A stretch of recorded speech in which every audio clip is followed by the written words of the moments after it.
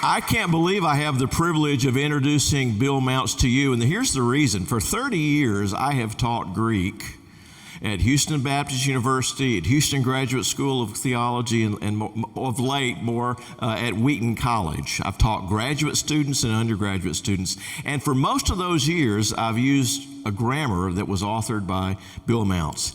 His videos, his information online, his blogs, all of that has just done a great job in helping an entire generation of men and women learn how to study the Bible in its original languages. So I am so grateful and thrilled to have the opportunity to welcome him. So if you would, give thanks to the Lord tonight for Bill Mounce and welcome him to the chapel, Stone Chapel. Bill, thank you.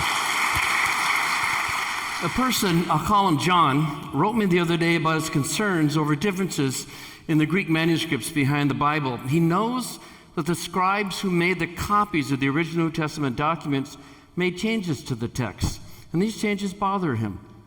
If an unknown scribe could change Jesus' reaction from being indignant to being compassionate toward the man with leprosy in Mark 1:41, why would we trust other changes? If scribes could add stories wholesale, like the longer ending of Mark with the drinking of poison and the handling of snakes, which is a little dear to me. My family's from Gravel Switch, Kentucky. When you go to those sociology classes and watch them handling snakes and drinking poison, those are my cousins. 3 times removed. Anyway, if you could add stories like that, what other fictitious stories were added? John said he grew up, quote, as a conservative Christian with a high view of Scripture, but now he's wondering if the story of Jesus' resurrection could be the result of scribal imagination. And we know there are many people with these kinds of concerns. As I speak around this country and as I've spoken overseas on these topics, you can see the pain on people's faces, and it's usually 2 groups. It's freshmen in college that for the first time in life are being exposed to this, and it's their parents and their grandparents sitting at home watching their children lose their faith, walk away from the Lord because their teachers teach them the Bible is all myth. So there's a lot of pain going on with this right now, but that's because this is the attack on the Bible around the world. One critic emphasizes that we don't have the original writings of the New Testament.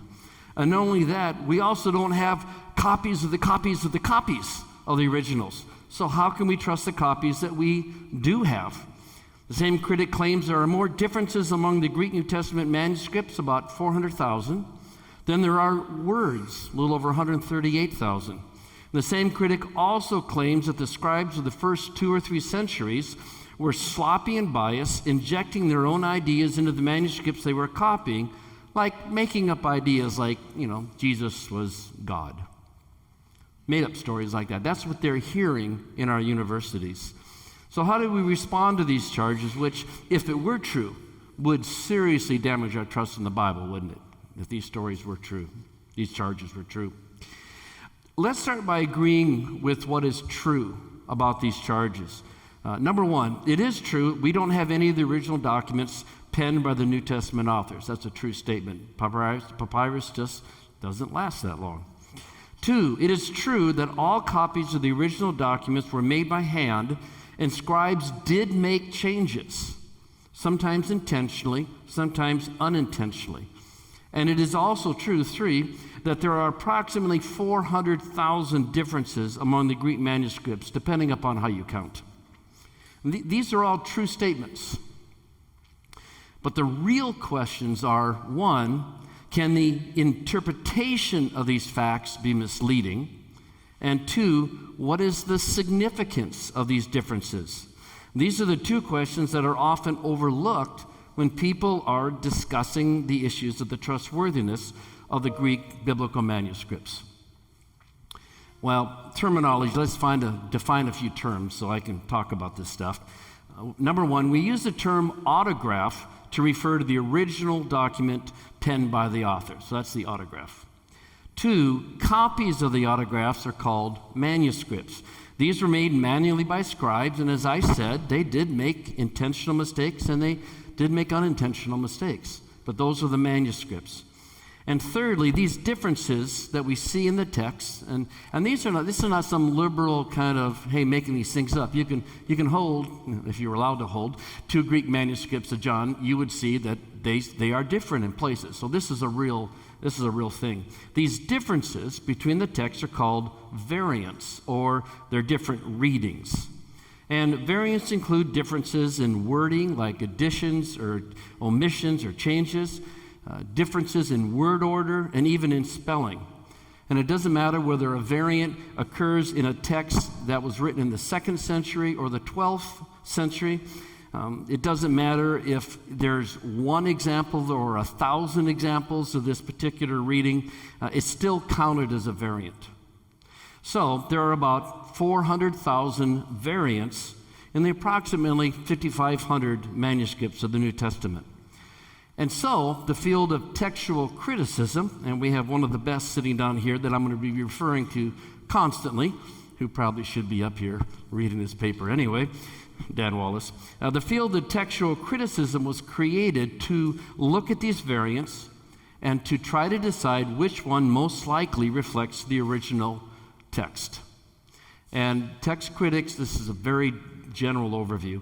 Text critics look at 2 different things. First of all, they look at external information.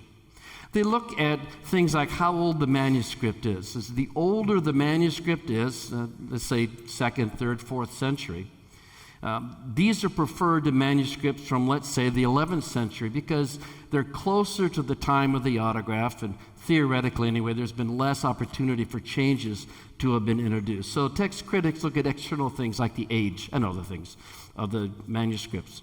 2, textual critics also look at internal information. The basic rule is that the reading or the variant that best explains the other is more likely to be original. I'm going to give you an example in just a second. And there's a similar principle called the shorter reading. And that just means that the variant with less words is generally preferred to the variant with more words because the shorter reading tends to better explain how the longer reading came about. So, for example, when Jesus was explaining why the disciples couldn't exorcise the demon, he says, this kind can come out only by prayer, right? Other manuscripts, reflected in the King James, say prayer and fasting. So, is it more likely that the scribes added and fasting, or is it more likely that the scribes dropped and fasting? Welcome to textual criticism. Since we know the scribal tendencies in general tended to clarify, there's no reason why a scribe would have dropped and fasting. And so text critics prefer the shorter reading, this kind can only come out by prayer, to the longer reading except by prayer and fasting, because the shorter explains the longer. Okay, so text critics look at 2 things. They look at external information and they look at internal evidence. And I should mention just real briefly how variants are counted. If you have several copies of some biblical document, and if in one place 10 manuscripts say Paul, 3 manuscripts say Peter, and a 12th century manuscript says Martha, just to make it up, these are considered 3 variants. Even though there was 10, 3, and 1, these are considered 3 variants. That's why there can be more variants than there are words. But please note that in this example, only 1 word is in question. And there's 3 possible answers: Peter, Paul, and Mary. Or Martha. Martha, yeah. I'm sorry. That would have been a good joke. I wish I could have written it in my notes. That would have worked, wouldn't it? Peter, Paul, and Mary. Okay. And everyone under 30 is going, huh, what's he talking about? Yeah, well, okay. All right. Okay, well, this is a quick overview. Let's get into the meat of the debate and the issue of significance. And I have 7 topics to address, but I'm going to spend most of my time on the first. And I should also mention that much of the current debate is around a fellow named Professor Bart Ehrman, and his New York Times bestseller, Misquoting Jesus. Have any of you seen Misquoting Jesus? Okay, there's some of you. Ehrman is the professor of religious studies at the University of North Carolina at Chapel Hill. I'm told he's a really nice guy. Dan knows him. Apparently he's a really nice guy. The kind of guy you want to have a barbecue with. But he is a fierce debater. He's very good at debate. And he's an aggressive critic of Christianity and the Bible. He calls himself now a happy agnostic. Does he still use that term? Or has he changed it? He keeps changing. Okay. Well, the last book I read said he called himself a happy agnostic. And I'll be referring to him often. He's kind of the poster child of this whole debate. Number 1 of 7, more variance than words. The most important charge to address is Ehrman's contention that there are, quote, more differences among the Greek New Testament manuscripts than there are words, end quote. I'm going to separate variance into 3 categories, and I am indebted to Dr. Daniel Wallace for the terminology. Just so if you don't know who Dan is, he's a professor at DTS in Dallas Theological Seminary. He's the founder of the Center for Study of New Testament Manuscripts. He's a lifelong friend. Apparently, when we were 2 years old, my sister was babysitting us and not paying attention, and we threw rocks at cars. That's what he says. I have no memory.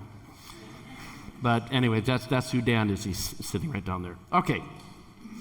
The first category is viable and not meaningful. These are Dan's terms. Variants are considered viable and not meaningful if they might reflect the original wording of the author. In other words, they're viable, but they don't affect the meaning of the passage. They're not meaningful. Now, this is by far the largest category of the 400,000 variants, about 70%. In summary, these meaningless variants have no significance and should not be part of the discussion on the reliability of the Greek manuscripts. Let me give you 4 examples and show you why that's true. Number 1, the name John in Greek can be spelled with one nu, the N sound. You can't see it on the overhead, but it's the letter that's blue. Anyway, it is blue in the overhead.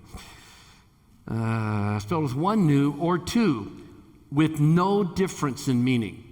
So John's name is either Ioannes or Ioannes, 1 or 2 N's. Wallace comments, to be sure, whether John's name was spelled in Greek with one nu or 2 may remain a mystery, but the point is that John's name is not spelled M-A-R-Y. That was a great line. 2, usually the definite article, the word the, or in Greek ha, precedes a proper name, but not always, again, with no difference in meaning.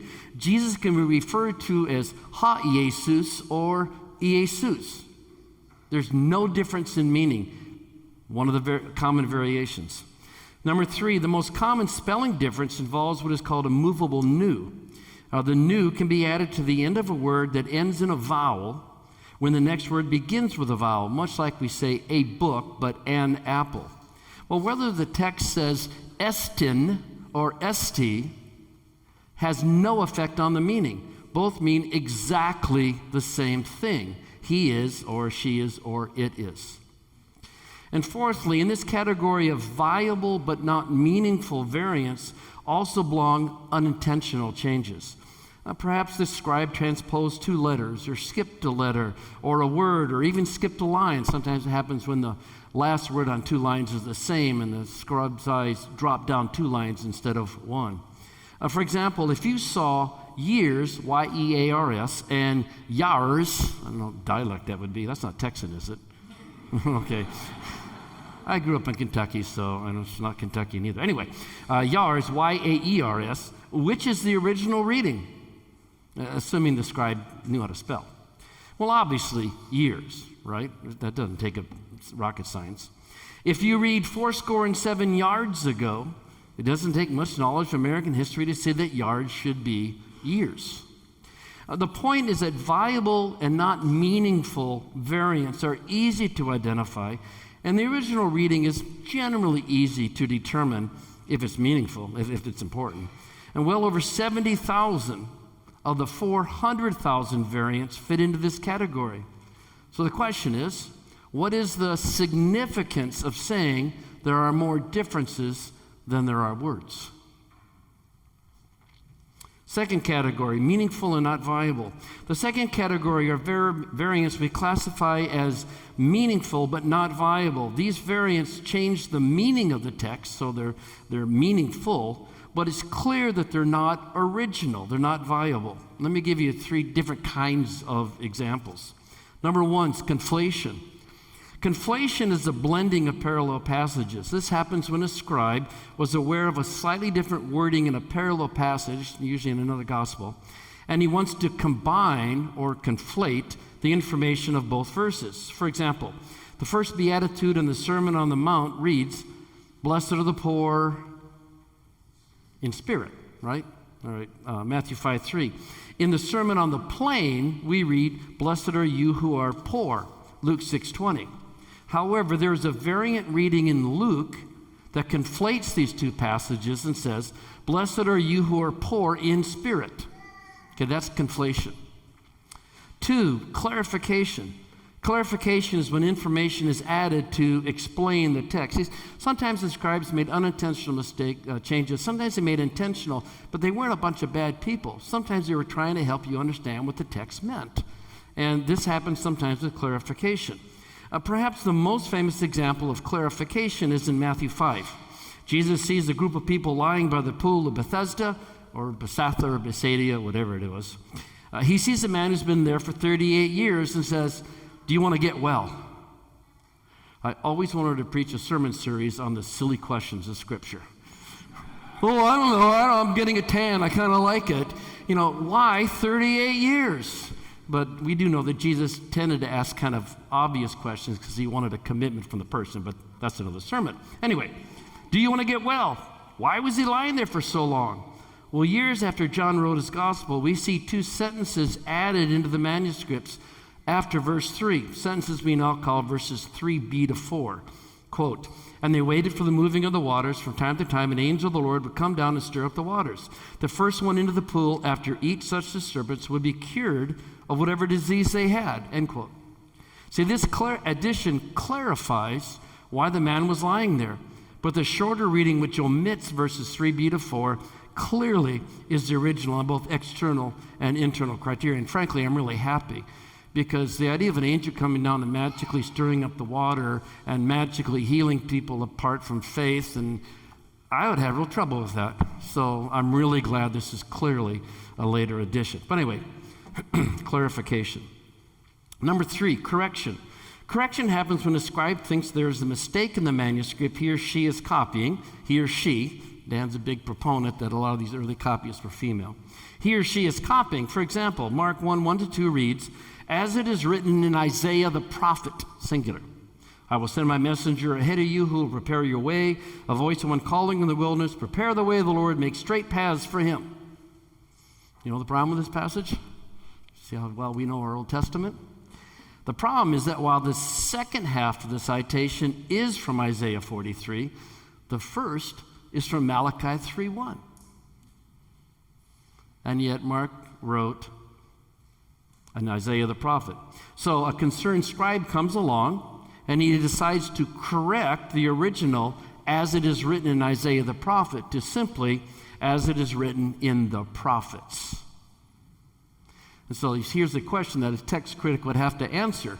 Is it more likely that the original said "in the prophets" and introduced an error and said it's just Isaiah? Or is it more likely that he would see this Isaiah go, "Well, that's a bit of a problem, I better change it"?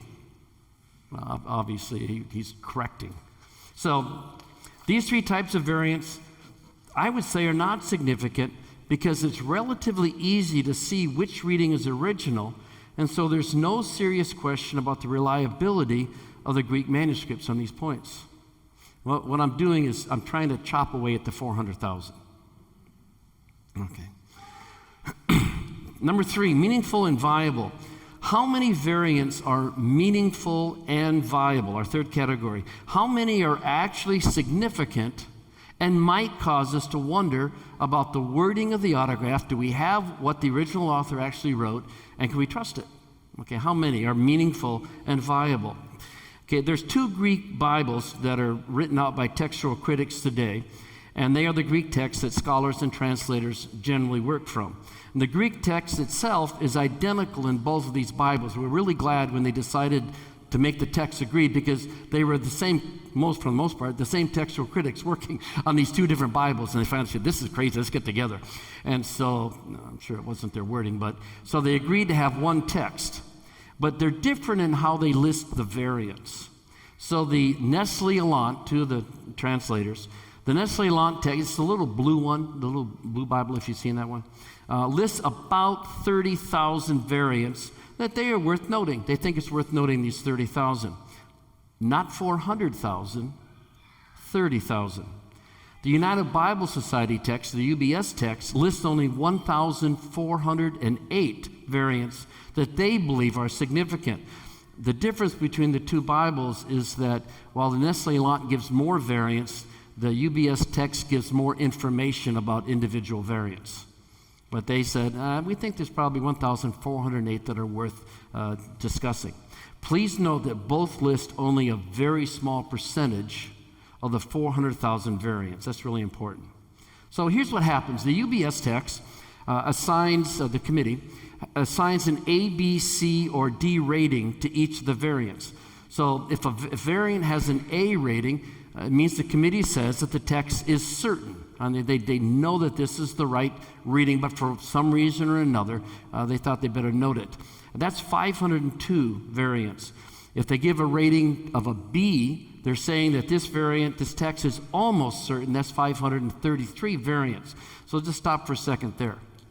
So that means that 1,035 of the 1,408 variants raise no serious questions on the readings of the autographs. And understand, these guys are not, flaming fundamentalists. I mean, these people don't have as far as I know, don't have a theological agenda. This is science. And they say 1,035 of the 1,408 variants are A or B. We know that this is right. Now, if you drop down, if a variant has a rating of a C, it means the committee had difficulty deciding. There's 366 of those. And if a variant gets a D rating, it means the committee had great difficulty in deciding, and there's 7 of those. So, add these up.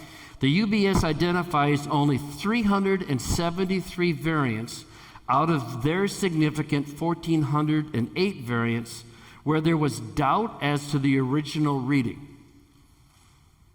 Only 373 out of 1,408, or I could say, only 373 out of 400,000, which is 0.0009%.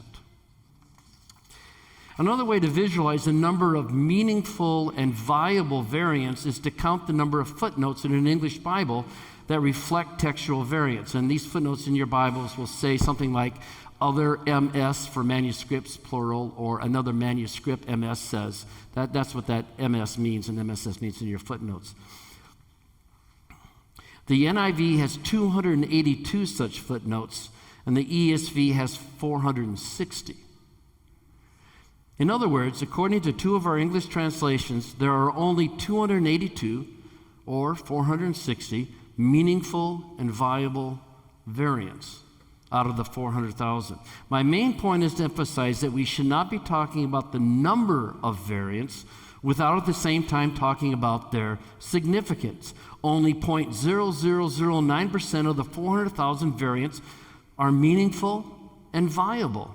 As Ehrman himself says, quote, of all the hundreds of thousands of textual changes found among our manuscripts, most of them are completely insignificant, immaterial, and not of real importance. And he's absolutely right at that point.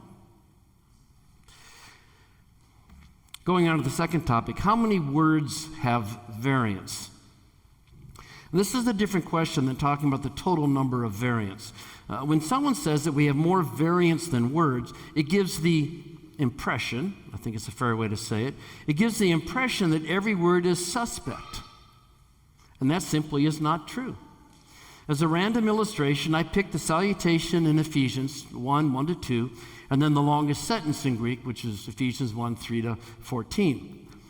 And I started looking at how many words have variants listed. Ephesians 1-2 has 30 words, with only 3 variants listed in the Nestle-Aland text. 25 of the words have no variants listed. Now, there are certainly other manuscripts that do have variants for some of those 25 words. And that's important to say up front. But they're not among the 30,000 significant variants listed by Nestle-Aland. And I'm guessing they're pretty inconsequential. The only variant of consequence in the salutation is whether the words in Ephesus were original in verse 1. In Ephesians 1, 3-14, there are 202 words with only 14 variants listed. 187 of the words have no listed variant in Nestle-Aland.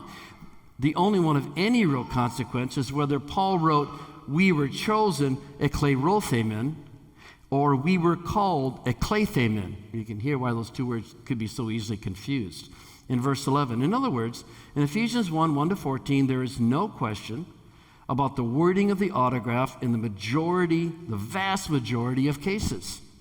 And only 2 variants have any effect on the meaning of the passage. So what significance is there in saying that we have more variants than we have words? And again, I want to stress, we do know that there are other listings of variants beyond Nestle-Aland's 30,000. So like I said, some of these words are going to have variants. But Nestle-Aland either didn't know about them or didn't think it was important to include them. And that's really important, I think. Okay, copies of copies. Let's move from variants to manuscripts as a whole. Ehrman is famous for his rhetorically powerful, and it is. It's really strong when he says this. We don't have copies of the copies of the copies of the original New Testament documents, and thus giving the impression that the copies we do have are so far removed from the originals that they can't be trusted. He bases this partially on his belief that a manuscript would last only a couple of decades. And after all, they were written on parchment, right? And stuff wears out, it's biodegradable. But I think the facts are considerably different. George Houston did an exhaustive study that showed that library books, again, written on parchment, would often last 150 to 200 years. Craig Evans, down this road here at Houston Baptist, talks about the important manuscript Vaticanus being re-inked 600 years after it was written. 600 years later, they could still read the original manuscript as they inked over every letter. Now, these are library books, and public manuscripts may have been handled more frequently and less carefully, but there's a long jump from 150 to 200 years, to 20 years, I'm sorry. Ehrman's charge is not only inaccurate, but I think it borders on the irrelevant.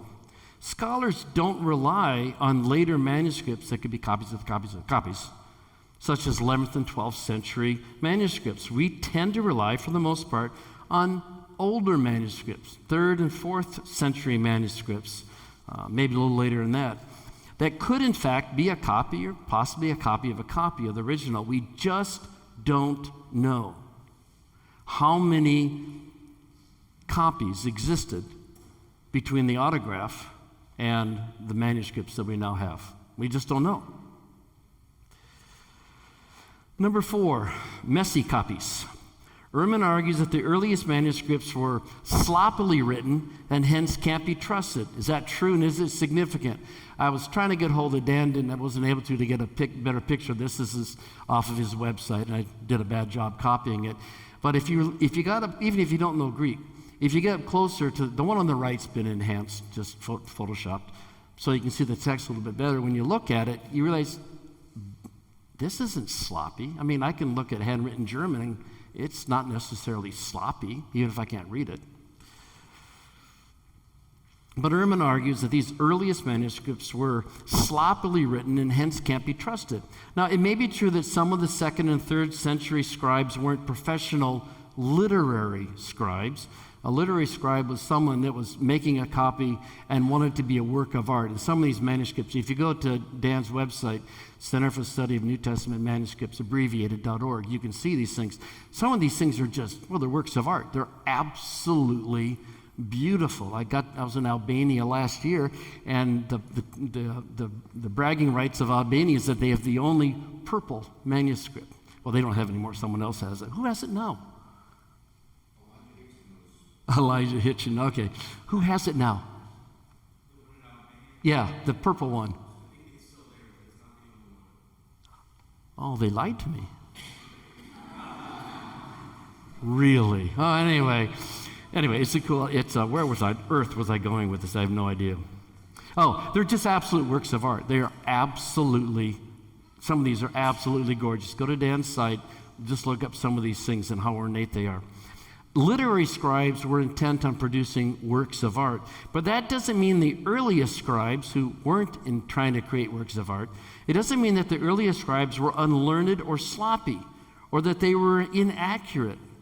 In fact, Wallace argues that the early scribes give the impression that they were accountants and, in his words, bean counters, people who by nature would have been careful and accurate. And significantly, Craig Evans, against Houston Baptist, says that he has personally examined originals or facsimiles of all the pre-Constantinian manuscripts, so pre-325, and not one is written in an informal scrawl that might indicate sloppy copying by barely literate scribes. And this is Ehrman's contention, that these scribes were barely literate and were sloppy. In fact, I learned yesterday in the panel discussion that they hadn't invented desks yet in those first couple centuries. And so he talked about how these copies were made. They would sit cross-legged, or kneeling, I guess, on the floor, cross their legs, pull their, whatever you call it, skirt or whatever, tight, and they would be writing on that. Well, if I had to write on that, it's not going to be work of art.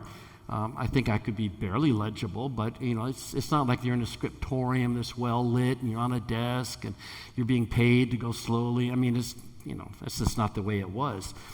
But it doesn't mean that they were sloppy or uneducated. They just, the gospel was spreading. The world had to hear about Jesus. I can't take time to create a work of art with Romans. They need to hear that justification is by faith. And so these manuscripts were all made. Yes, these early scripts were not written in a literary style where appearance was paramount, but that has nothing to do with accuracy. In fact, excuse me for keep quoting Dan, but he's taught me all this stuff. Wallace makes the argument that literary scribes, while writing to produce a beautiful document, could actually be less interested in accuracy. Number 5. Changes before our earliest manuscripts. Ehrman talks about changes possibly being made to the earliest manuscripts, but as far as I can tell, he never defines what he means by earliest. I assume he's referring to manuscripts we don't have, manuscripts that were written before the 2nd and 3rd century fragments of manuscripts that we do have. I think it's a safe assumption. It's unclear to me why he can talk about manuscripts we don't have. He argues in his YouTube debate with Dan that we can't know if the early scribes got it right, since we don't have the earliest manuscript. But that argument cuts both ways. Since we don't have the earliest manuscripts, neither is there proof that the early scribes changed the autographs. Upon whom does the burden of proof fall? On the person saying we need evidence to prove they weren't changed, Ehrman, or the person arguing that they were changed, I got that backwards. On the person saying we need evidence to prove they weren't changed, that'd be me, or the person arguing that they were changed but without any proof. Who has the burden of proof? Let me repeat this. Ehrman asks, how many stories were added before our earliest manuscripts? We have no way of knowing, so I'll quote. We have no way of knowing. They may have been some of our favorites. He likes to use the story of the woman caught in adultery as an example, since we know the scribes added it after John had written his gospel. But how can he suggest that stories might have been added before there was any evidence? The reason we know the story of the adulterous woman and the man and the longer ending of Mark were added is because, I hate the title of that thing. I'm sorry. It's just a misogynist title. Last time I checked, it takes 2 to tango. And anyway. The reason we know the story of the adulterous woman and the longer ending of Mark were added is because we have manuscript evidence that shows they were added. But they were added not in the first 100 years, but a century or two later. Ehrman's statement just strikes me as rhetorical manipulation.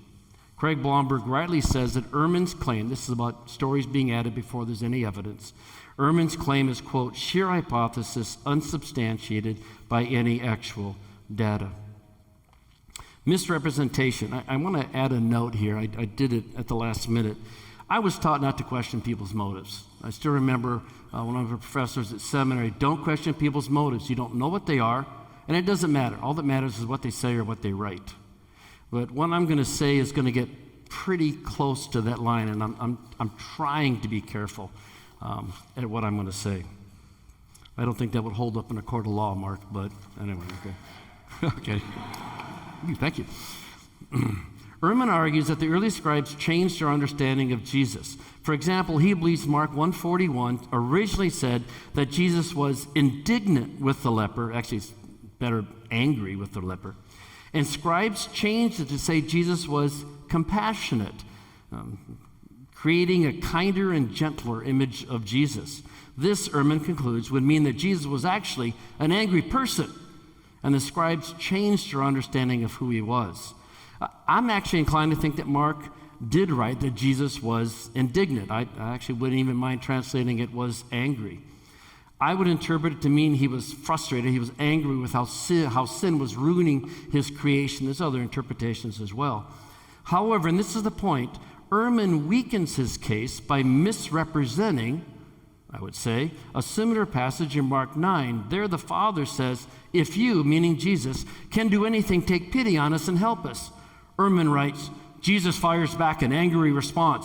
If you are able, everything is possible to the one who believes. End quote. Angry response? Well, the text doesn't say Jesus was angry. And it's not a natural reading of the text, at least to me.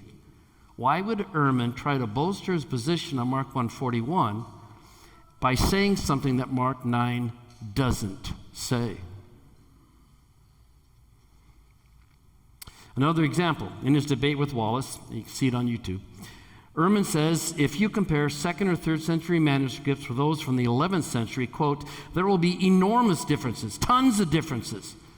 But this is certainly an overstatement, and perhaps a misrepresentation. First of all, we have only 77 fragments from the 2nd and 3rd century.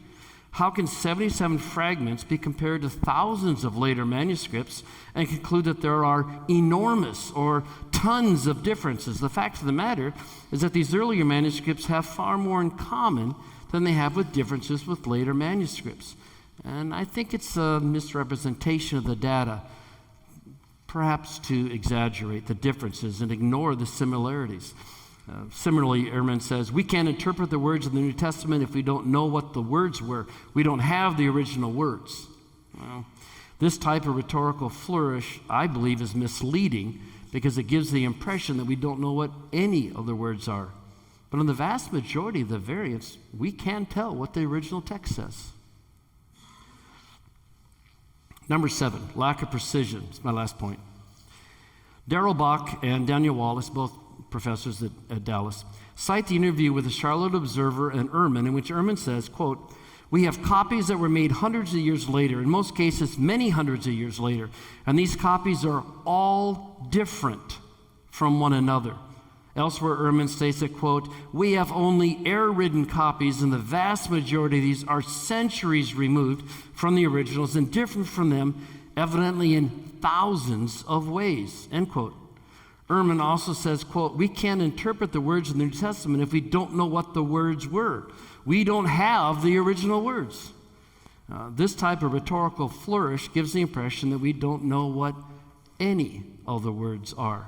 But in the vast majority of the variants, we can tell what the original is, and thousands of the words in the New Testament have no meaningful variants at all. Ehrman's... I can't skip. Here's the point. The lack of precision in Ehrman's statements is significant. It is true that most of our manuscripts are from hundreds of years later, after Constantine.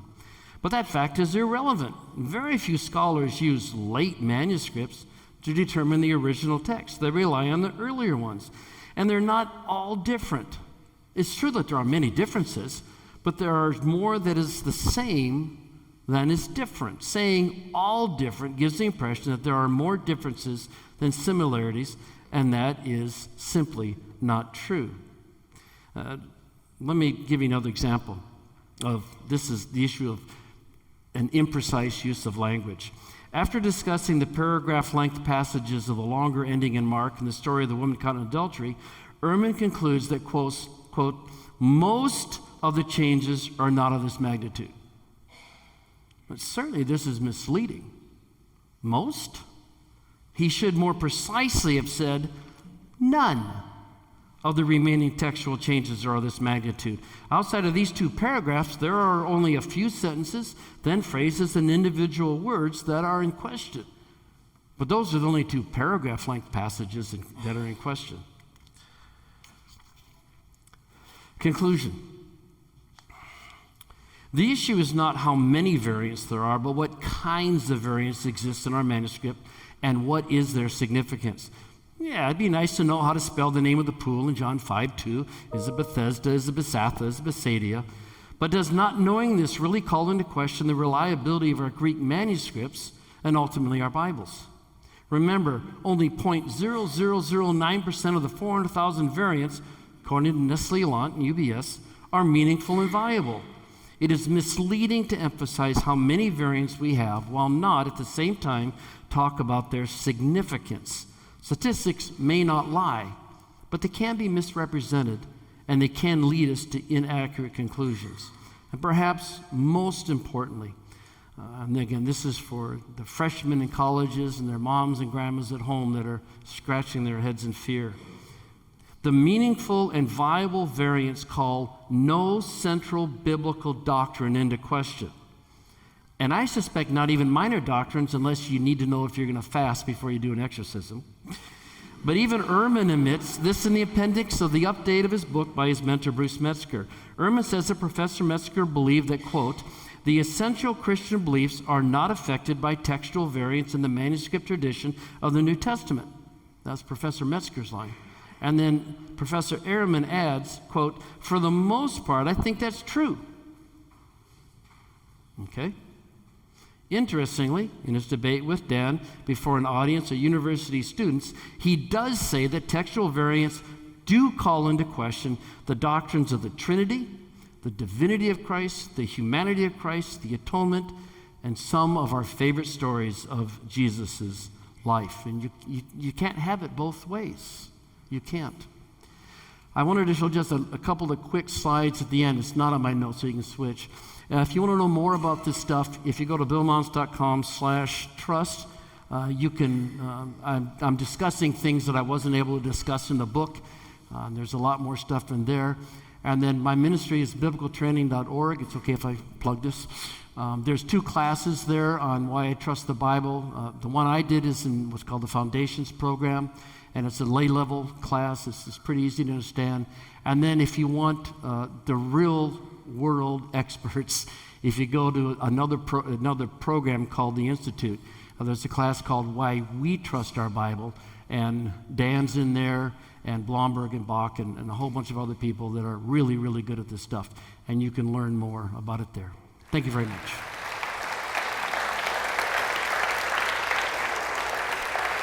All right, question. How many of the 5,500 Greek manuscripts have been textually critiqued? I'm looking for my answer. I mean, I'm assuming they're all reported. Those are all cataloged. They're referenced in the footnotes. The problem is that Dan keeps digging up more. And so we're behind, they're behind, the Munster people are behind that. Is that accurate, Dan? Oh, I'm sorry, I'll say.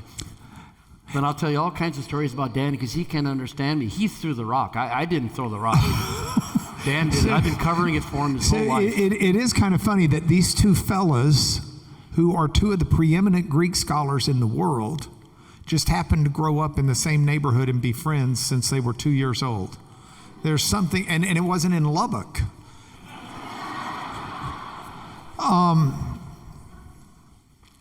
Okay, Mark question, as in I'm asking it.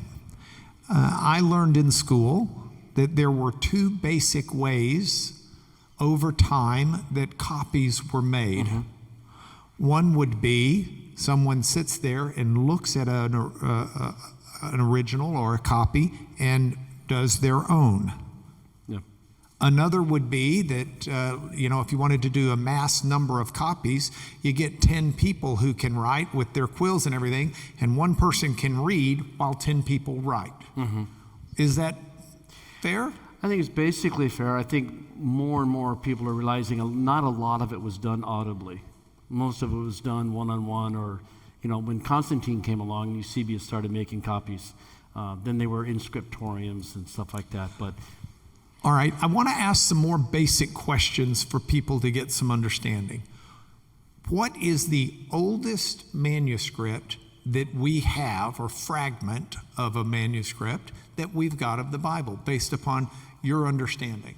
There's a fragment of John that at first got dated at the end of 1st century, and they've moved it to the beginning of the 2nd century. So somewhere around 110, 115, 125? I think so. And this is the John Rylands fragment that you're talking about? And if some people believe that John were written at a later date, for those who believe maybe in the 90s, the John Rylands fragment you're talking about was discovered where? In Egypt? I'm assuming so. In Egypt? Egypt, yeah. It was in Egypt, trust me. I trust you. Trust your lawyer. But if John penned the gospel in Ephesus, so maybe within as few as 20, 30 years, there's a copy over in Egypt? Yeah, the fragment's important because some people were dating John middle to the end of the 2nd century. And all of a sudden we have a fragment of his that it's way before that. And so it really did push the dating of John much earlier in that age. But most people put John around 90 when it was written, so. Okay. As early as 70. Yeah, but I mean, if I were cross-examining Ehrman, he'd have trouble with the idea that these papyrus manuscripts only last 20 years, when this one's lasted over almost 2,000. Yeah, yes. Okay. All right, are there more variances in the New Testament than the Old? If so, why? The history of the Hebrew text is a totally different ball of wax. It's much more complicated and much more difficult. You have some copies of Jeremiah that have chapters in a totally different order. We have copies of Hebrew that have been severely updated. If you handed Genesis 1 to Moses, he would have said, "What's this?" Because his language was, I guess, closer to what we would call cuneiform or something like that. So Hebrew has been through a lot of different stages, but once the Masoretes got it in 800 AD, it's been the Leningrad Codex has kept things very consistent, and that's why the Dead Sea Scrolls was such a big deal, because now we found Hebrew manuscripts that were 1,000 years older, and what they found was they were almost identical. So, and in that regard, one of the passages that I find instructive here that I'd ask you to comment on is in Romans chapter 3. When Paul says at the beginning of the chapter, he's just spent that time saying that Jews are failing before God and Gentiles are failing before God and everybody's failing before God and nobody does a good deed, not even one, and blah, blah, blah, blah, blah. He says, so what advantage was there to being a Jew? And his answer is that to them were entrusted the oracles of God, and pistuos the verb there, that God entrusted those to humans. Talk about that for a minute. It would be nice if God had not allowed so many changes to come into the manuscripts. I mean, it'd really be nice. But you can't make up your theology based on how you think God should do it. You do it based on the evidence before you. And apparently, God was comfortable allowing differences to come into the text. As Bruce Walke says, all translations would lead you to the cross, none of them will lead you to heresy. And so even with these slight variations, it's still the gospel, it's still the saving message of Jesus Christ.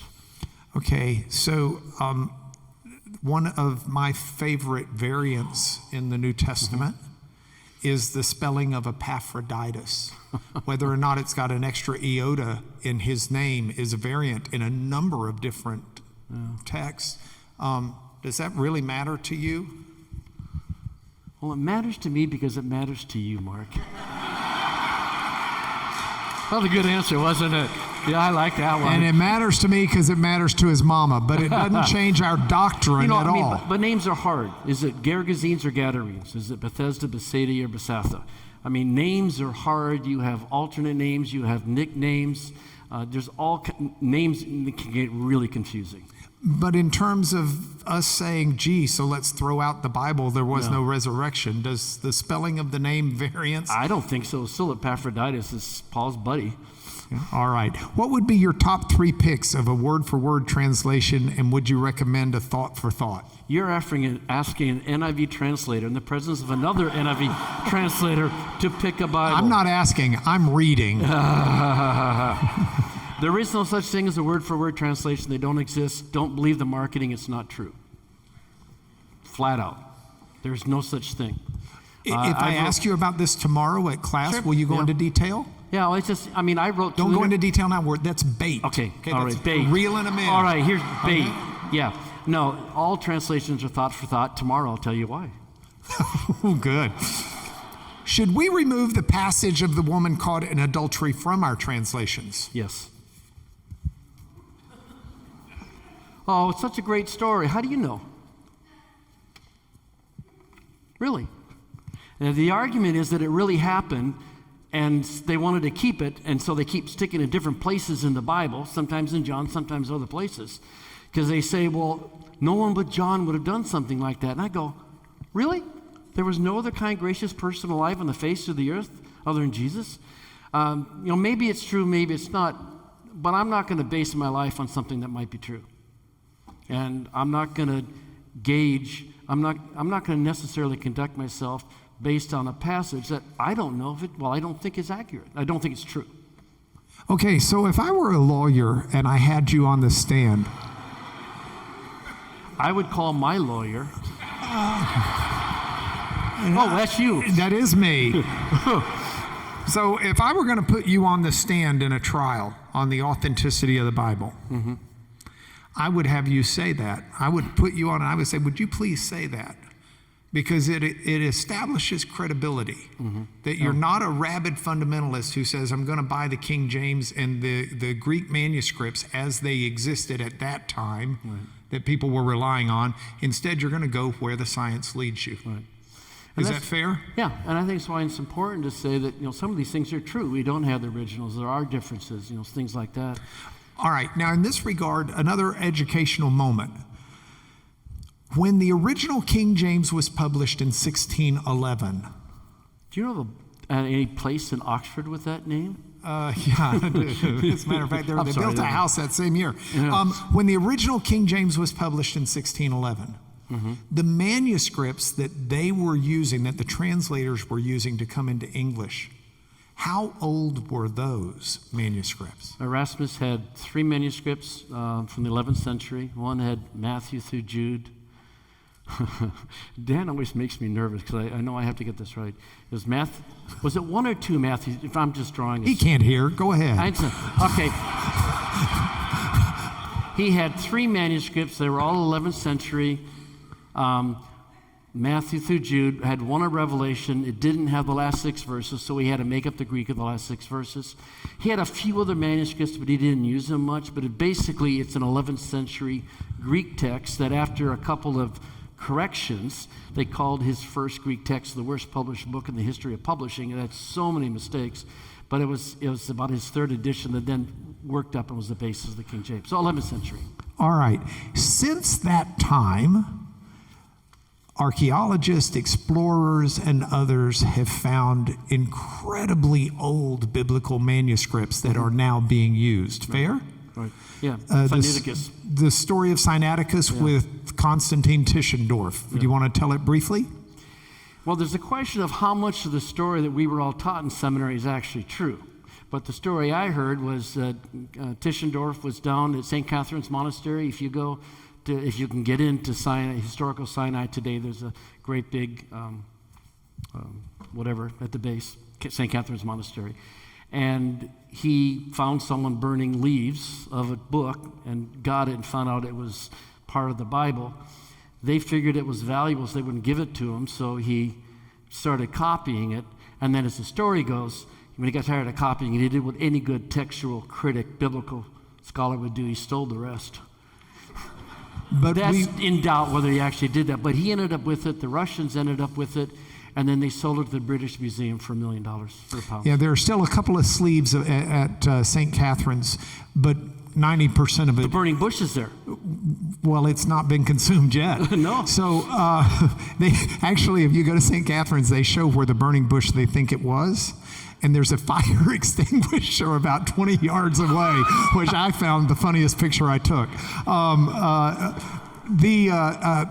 The manuscript itself, which is called Codex Sinaiticus, dates to what date? 4th century, 300s. The 300s. So we were taught that Constantine, when he became the Christian emperor, ordered 50 copies of the scriptures. 50, yeah. Are you of the opinion that this might have been one of them? Oh, that was in, 325? So it's within the time frame. Yeah. When Constantine became emperor and legalized Christianity, he went to Eusebius and had Eusebius make 50 copies of the Bible because the earlier emperors had destroyed most of our manuscripts. It's really a marvel that we have anything. But starting in 325 and on up, we start getting a whole lot more. All right. Next, would the Trinitarian passage of 1 John 5:7-8 be considered a variation or not due to its 16th century edition? It is a complete and total fabrication, and there's no question about it. In my book, I list all the data behind the 1 John 5 passage for the Trinity, and this is the problem. People accuse, in modern translators as ripping the Trinity out of the Bible as if the doctrine of the Trinity depended upon that verse and a half in 1 John 5. And thankfully it doesn't. The Trinity's all over the place. But we know for sure it was not around. It was added centuries and centuries and centuries later. But it is a hot button. And it was added in time to make it into the King James because they were using the Erasmus, which was such late date manuscript. Right, and Erasmus didn't have it in the first two editions. He put it into the third edition under compulsion. Wow. Again, the story is he basically made a bet. You find me a Greek manuscript and I'll put it in, and someone just made up a Greek manuscript. That's the story. Okay, I'm going back in the recesses of my brain, but I think it was Codex Sinaiticus. And by the way, Codex Sinaiticus and Codex Vaticanus, two of the oldest basically full versions of the Bible that we've got in ancient Greek. We've got photographic copies in the library that you can see that are facsimile copy quality. And so you're welcome to look at them. But one of them, and I think it's Sinaiticus, yes, or it could be Vaticanus, has got the little scribal note where it says, "You idiot, leave the text alone." Yeah. Do you remember that? I remember the story. I don't remember the specifics. Okay, well, Sorry. We'll ask Dan Wallace next May. Dan, you've got a little time to get ready for it. So a scribe tried to make a change. And one of the problems when you're making these texts is after you write your text out, you make your copy, then you go back and you proofread. And if you've made a mistake, you can just draw a little arrow out to the side and you can add what you made the mistake on. But other scribes would just put little notes that were important out to the side. And then 100 years later, somebody's making another copy and they think that the little note someone added should have been in the original, right, and it was just an error and so then they put it back in. And that happened basically in Sinaiticus or Vaticanus, whichever one I can't remember. Vaticanus, thank you. And somebody came on later and fixed it and said, "Leave the text alone, I think cacon, idiot, evil person, you wicked monk, leave it alone." Anyway, do you have an opinion where John 8 passage came from? Well, it was around pretty early. It was floating around, and like I said, when you see a story occurring in manuscripts in different locations, it means someone is trying to get a story into the Bible and they don't know where to stick it because it wasn't in the original document. So that passage occurs in about 4 or 5 different places. I mean, that's the argument that it actually happened. And we have references to it pretty early, but... All right, great question here. Someone's just on their game. It's signed Dan Wallace. No, great question here.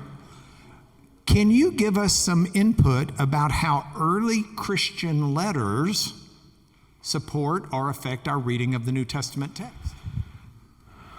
Well, by letters, if you mean like letters that the church fathers wrote, there's about 1 million citations of the Bible in the early church fathers. And Dan was telling me the other day that they've never been tabulated, but the guess is that we could reconstruct the Bible many times over just by looking at what the early church fathers wrote, because they're good pastors, and they quoted Scripture, and they quoted Scripture, and they quoted Scripture. But sometimes they quoted according to their memory, and it's not quite right, or you have translational issues and stuff. But we're very, very thankful for the early church fathers. Okay, can you explain briefly what families of text means when scholars talk about families of text? Yeah. And again, this is kind of going out of vogue a bit in text criticism, but basically what they found was that certain manuscripts that emanated from the same general geographical region exhibit some of the same kind of characteristics. And so we call them different families. And so we know that the library in Alexandria was well known for very precise writings and exactness and whatnot. What we call the Western text was from Rome. And it's interesting that the Greek text of Acts is 10% longer, 9% longer than the text that we have. I got an okay from them. So. And you go, well, why? Well, the Western text is the NLT of the ancient world. Because they weren't that concerned about you and me. They were concerned about sharing the good news of Jesus Christ. And some of these things are hard to understand. And so you find these kind of enlargements and additions and explanations in the Western text because it was the missionary text. So like if you're going to go to Papua New Guinea, and you're probably going to take an NLT, not an ESV. Because the NLT does a better job at kind of explaining what it means. And that's what the Western text is. So the Western text died out after a while. The Byzantine text, what we call the Byzantine text, cropped up starting with Constantinople and Eusebius and those guys. All right, a question about variants. You said critics say scribes are more likely to add words than delete. Why? Especially when you think that scrolls and manuscripts had size limitations. Yeah, well, I mean, Luke and then Acts hit the limits. Matthew probably hits the limit too, I guess, but most of the other ones don't hit the limits of the scrolls. It really is an issue of which one gives rise to which reading. And so when you look at the patterns, what we see are scribes trying to help us understand, an easier word to understand than this one, or maybe adding an explanation, or, the conflation and those different things. So the overall pattern seems to be to add, to clarify. And so that's why we go with the shorter readings. Okay, very good. Last question, and then we've got you in class tomorrow. Yep. And Dan, are you going to be in class tomorrow? If you can get up that early? He's living in the Alexandrian time zone. All right, wake him up, and we'll haul you up on stage tomorrow and ask you some of these questions too, so you can grade his paper. What was the conclusion? Because this might be a question for Dan. Yeah. What was the conclusion about the recently discovered potential first century copy of Mark? You're going to have to ask Dan that. Okay, that's a bait for tomorrow. Dan, will you answer that tomorrow?